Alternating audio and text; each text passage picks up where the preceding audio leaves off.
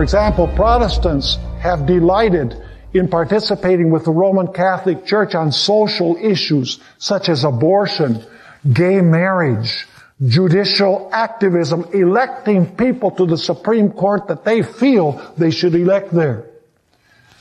Documents of great significance have been signed. For example, evangelicals and Catholics together, where great leaders of Protestant denominations and great leaders of the Roman Catholic Church basically said, let's stop proselytizing one another's members and let's just go out and preach the gospel together. Also, the Lutherans and the Catholics, of all people, folks, the Lutherans. Martin Luther was the one who began the Protestant Reformation in the year 1517 when he put the 95 Theses on the cathedral door in Wittenberg. Lutherans and Roman Catholics signed the joint declaration on righteousness by faith, and basically the Lutherans are saying, it was just a battle over words, over semantics. We basically agree on the doctrine of righteousness by faith. You see, Protestants in the United States have forgotten history. And when we forget history, we are doomed to repeat the errors of history. On a state level, the United States has drawn very, very close to the Roman Catholic papacy.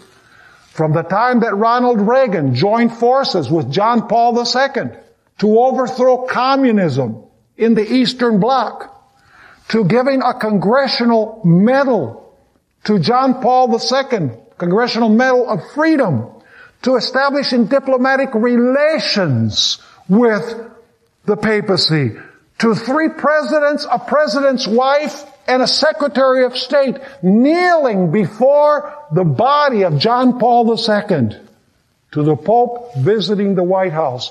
All of these things show us that there's a political correctness involved. There's this desire to draw forces together. In other words, there's no longer any desire to be different, to be separate. In fact, many are saying, we are all in this together. Let's just love one another and preach the gospel together. The question is, which gospel?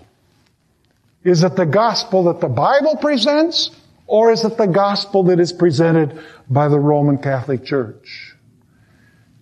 If history proves right, and I believe that history does prove right because history repeats itself, unscrupulous and self-serving legislators in the United States of America will repeat the same mistake that Pontius Pilate committed back in the times of Jesus Christ. They will give in order to preserve their position of power, in order to continue being elected by the people, in order to gain popularity. They will deliver people whom they knowingly know are innocent. Let me just read Mark chapter 15 and verse 11, where it speaks about the trial of Jesus.